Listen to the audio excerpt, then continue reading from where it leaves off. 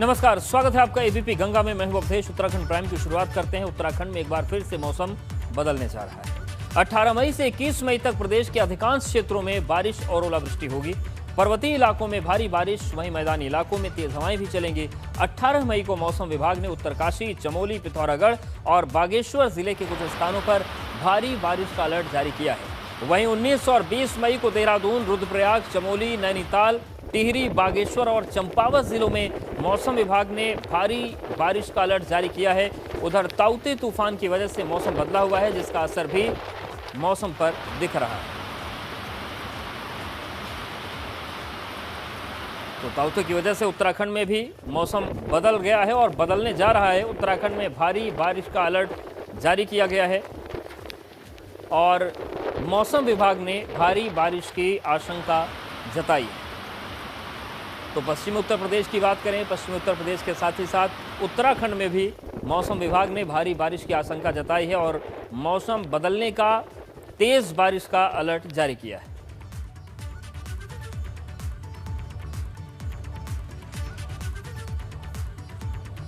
तो पहाड़ पर मौसम बदलेगा। उत्तरकाशी, चमोली, पिथौरागढ़, बागेश्वर में अलर्ट जारी किया गया है। देहरादून, रुद्रप्रयाग, चमोली, नैनीताल, टिहरी में भी अलर्ट है। चंपावत जिले में मौसम विभाग ने ये अलर्ट जारी किया है। 21 मई तक प्रदेश में भारी बारिश की आशंका जताई गई है। बारिश और ओलावृष्टि की आशंका जताई गई, यानी कि पहाड़ का मौसम पूरी तरीके से बदलने जा रहा है। ये आशंका मौसम विभाग ने जताई है और वजह ताउते तूफान है, जिसकी वजह से मौसम में ये बदलाव देखने को मिल सकता है।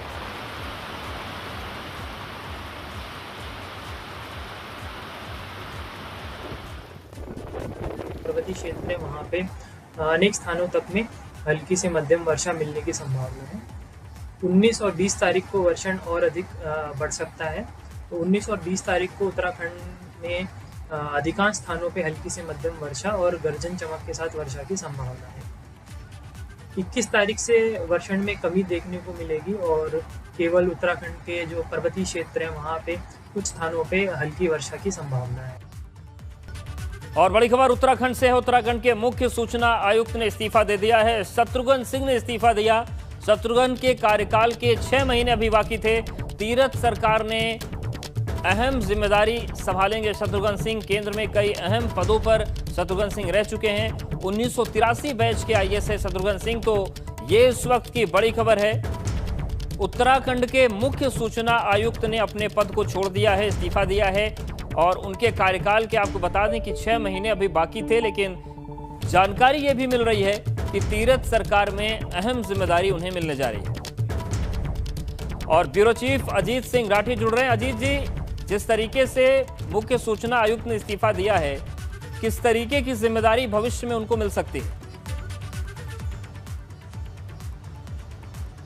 अवधेश, देखिए, किसी भी बात के दो पहलू होते हैं। अभी एक ये फैसला सरकार ने लिया है तो इसके भी दो पहलू हैं और एक पहलू ये है कि मुख्यमंत्री कार्यालय में, उनके सचिवालय में जो आईएएस अफसर अभी तक तैनात थे वो बहुत जूनियर थे और वो जो पूरी ब्यूरोक्रेसी है, जो पूरा सत्ता संचालन है, उनको पूरा तरीके से गवर्न नहीं कर पा रहे थे, उनका कंट्रोल नहीं रह गया था। तो इसलिए बहुत जूनियर होने के नाते ये परेशानी हो रही थी।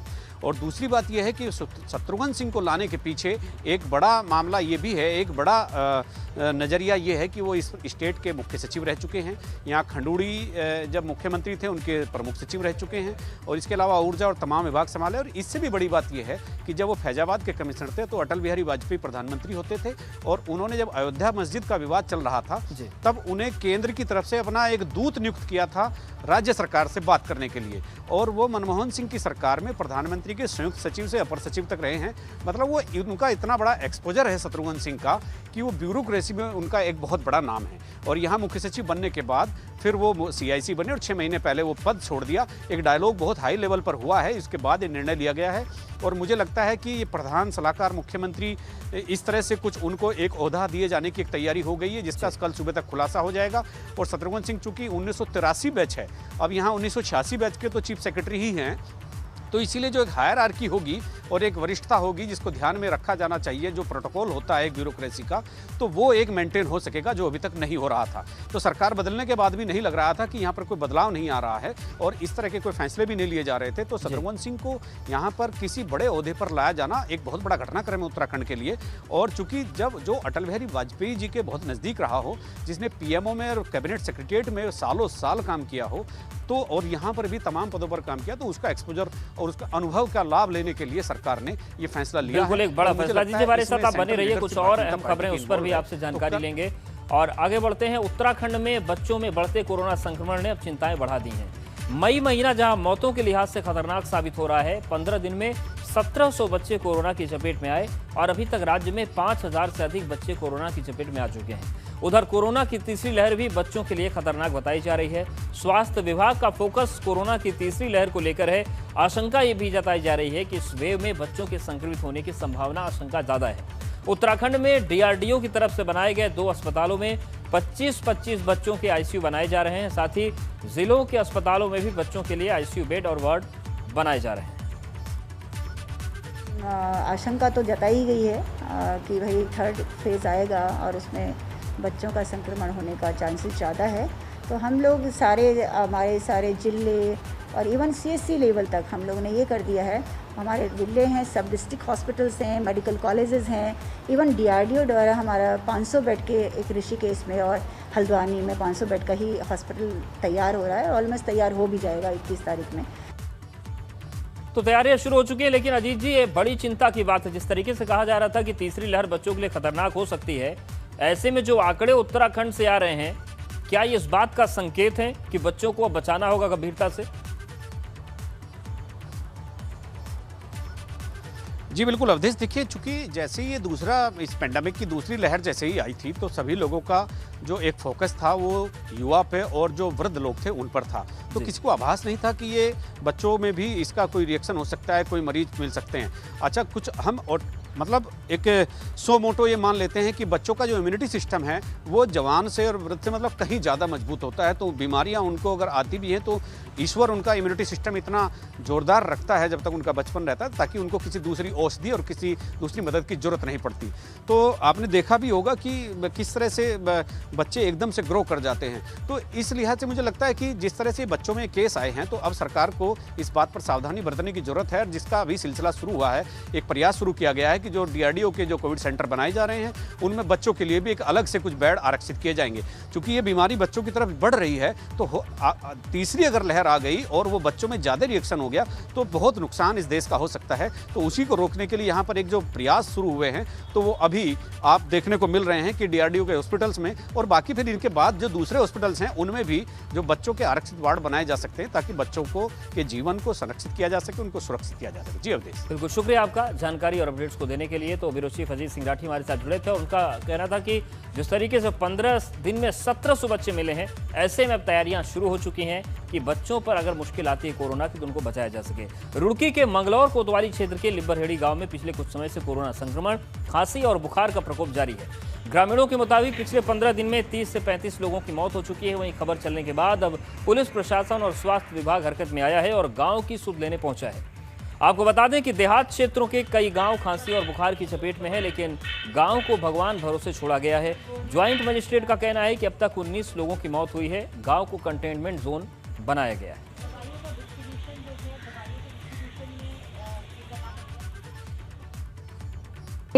जो पॉजिटिव जो अभी आए हैं उनके भौगोलिक स्प्रेड के अनुसार, भौगोलिक फैलाव के अनुसार एरिया का मैपिंग करते हुए कंटेनमेंट बनाया गया है। उसमें जो कंटेनमेंट के सभी रूल्स हैं वो लागू रहेंगे। प्रयास ये किया जा रहा है कि मैक्सिमम प्राइमरी कॉन्टैक्ट्स को ट्रेस करते हुए उनकी सैम्पलिंग करा ली जाए। आज भी सैम्पलिंग टीम मौके पर है, 2 टीम्स लगी हुई हैं। और बागेश्वर जिले की पुलिस कोविड-19 कोरोना संक्रमित की दूसरी लहर में आम लोगों को जागरूक कर मदद कर रही है, साथ ही नियमों का उल्लंघन करने वालों के खिलाफ कार्रवाई भी कर रही है। अब तक जिले के पुलिस 18 लाख से अधिक का जुर्माना वसूल चुकी है, जबकि सोशल डिस्टेंस का पालन नहीं करने पर 4595 लोगों पर कार्रवाई की जा चुकी है। तो नियम तोड़ने वालों के खिलाफ लगातार कार्रवाई जारी है। कोशिश की जा रही है कि कोविड गाइडलाइंस का पालन हो। 18 लाख से ज्यादा का जुर्माना वसूला जा चुका है। दूसरी लहर चल रही है जनपद बागेश्वर में, हमने इसमें प्रिवेंटिव वे में काफ़ी कोशिश करी है लोगों को घर पे समझा करके रखने की, साथ ही साथ हमने इसमें प्रिवेंटिव वर्क भी किए हैं। इसी क्रम में जो सोशल डिस्टेंसिंग और मास्क को लेकर के हमने लगभग 7,000 से ज़्यादा लोगों के चालान किए हैं और लगभग 10 लाख के करीब हमारा राजस्व इसमें हमने वसूलत करके राजकोष में जमा कराया है। वहीं उत्तराखंड में वैक्सीनेशन की रफ्तार धीमी पड़ गई है। ऐसे में तमाम वैक्सीनेशन के सेंटर्स में वैक्सीनेशन की ड्राइव प्रभावित है। 45 वर्ष से ऊपर वाले उत्तराखंड में लगभग 27 लाख लोग हैं, जिसमें से लगभग 5.5 लाख लोग पूरी तरह वैक्सीनेटेड हो चुके हैं। वहीं 21 लाख लोगों को वैक्सीन की सिर्फ पहली डोज लगी है। जरूरत के हिसाब से बहुत कम वैक्सीन उत्तराखंड को उपलब्ध हो पा रही है। ऐसे में उत्तराखंड में वैक्सीन सेंटर्स प्रभावित दिखाई दे रहे हैं। हमारी जहाँ तक बात करें तो 27 लाख टारगेटेड पीपल थे 45 से अबव, और लगभग उसमें जो है फुल्ली वैक्सीनेटेड 5.5 लाख लोगों को लग चुका है। और उसी में से जिसको हम फुल्ली वैक्सीनेटेड करेंगे 2 डोजेज़, और लगभग 21 लाख लोगों को फर्स्ट डोज लग चुकी है। तो लगभग हमारे अभी ऐसे 18 लाख लगभग कहेंगे कि जिनको सेकेंड डोज लगनी है। अल्मोड़ा में 25 मई तक कोविड कर्फ्यू लगाया गया है। बाजार में कोविड कर्फ्यू का असर साफ देखा जा रहा है। जिला प्रशासन की तरफ से चौक चौराहों से लेकर सभी जगह पर कड़ाई से कोविड कर्फ्यू का पालन कराया जा रहा है। राज्य सरकार की नई गाइडलाइन के मुताबिक 6 से 10 बजे तक बाजार में दुकानें खुली रखने का निर्देश है।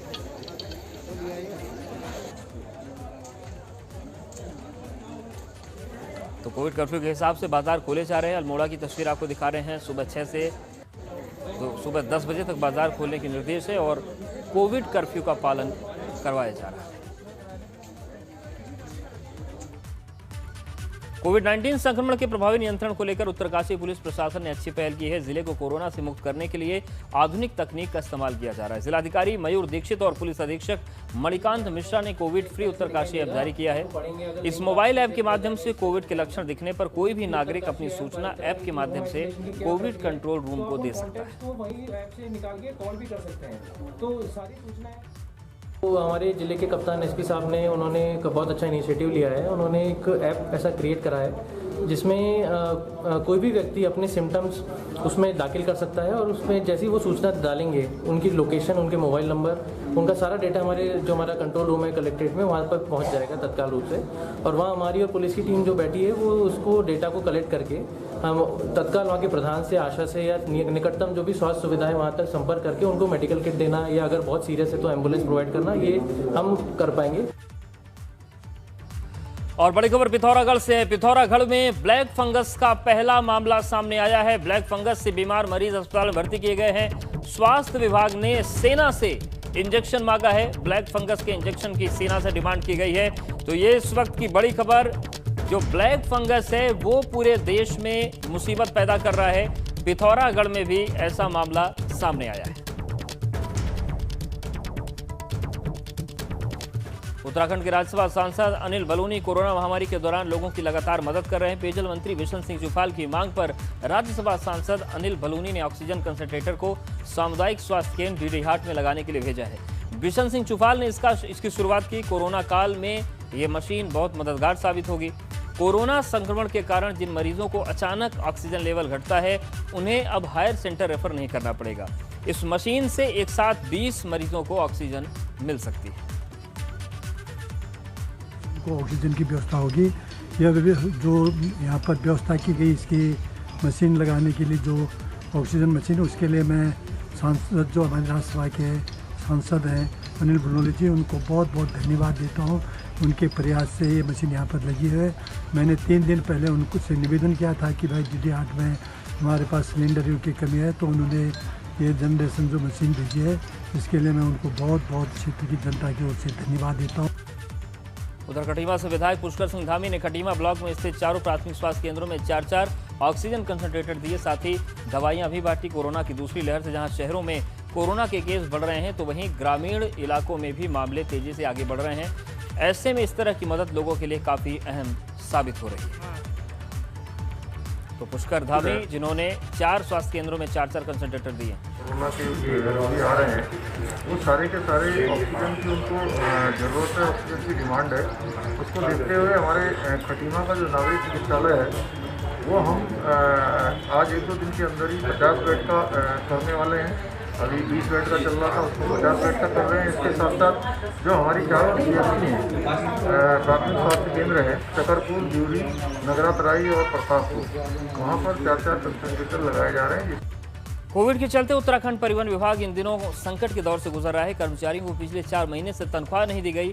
कोविड से रोडवेज के 15 कर्मचारियों की मौत हो चुकी है, जिनके लिए सरकार से किसी भी तरह की मुआवजे तक की घोषणा तक नहीं की गई।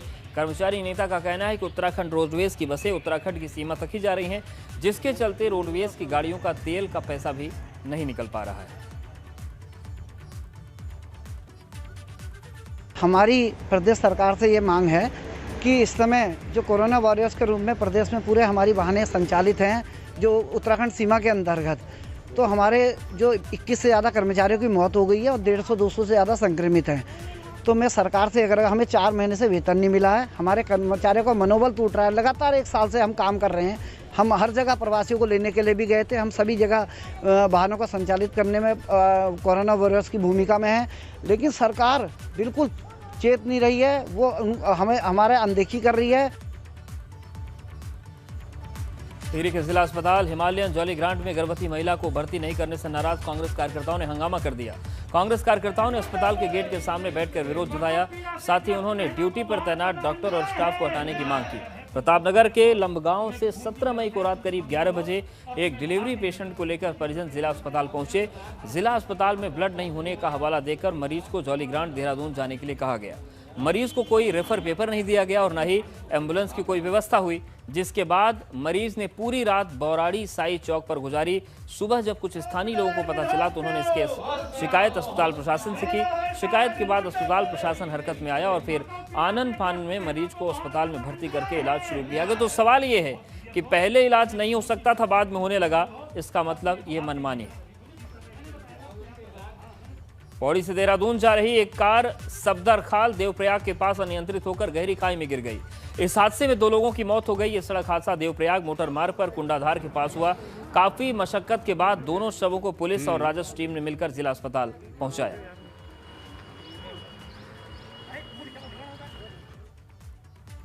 कोरोना महामारी में हरिद्वार महाकुंभ की रौनक काफी कम नजर आई। 1 अप्रैल से 30 अप्रैल तक ही कुंभ की अवधि की गई थी, मगर जूना और अग्नि अखाड़े की तरफ से आज कुंभ मेले के लिए स्थापित की गई धर्मध्वजा को उतारा गया।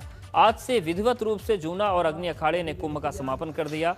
धर्मध्वजा की स्थापना अखाड़ों के लिए सबसे महत्वपूर्ण होती है और इसी कारण धर्मध्वजा को उतारने का भी एक अलग विधान होता है, परंपरा होती है।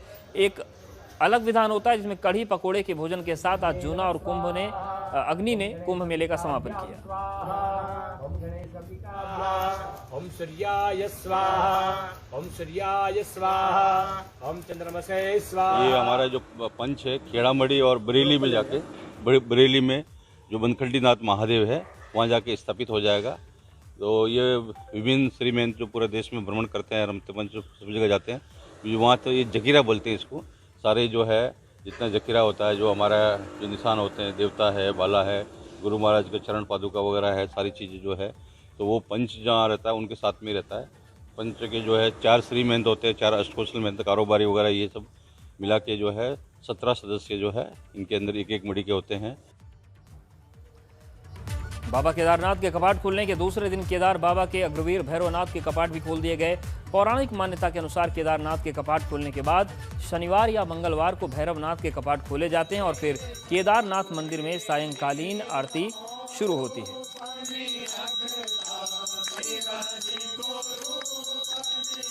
तो कोविड कर्फ्यू के चलते भैरवनाथ के कपाट खोलने के लिए मुख्य पुजारी के साथ ही वेद पाठी परंपरा का निर्वहन करने के लिए पहुंचे।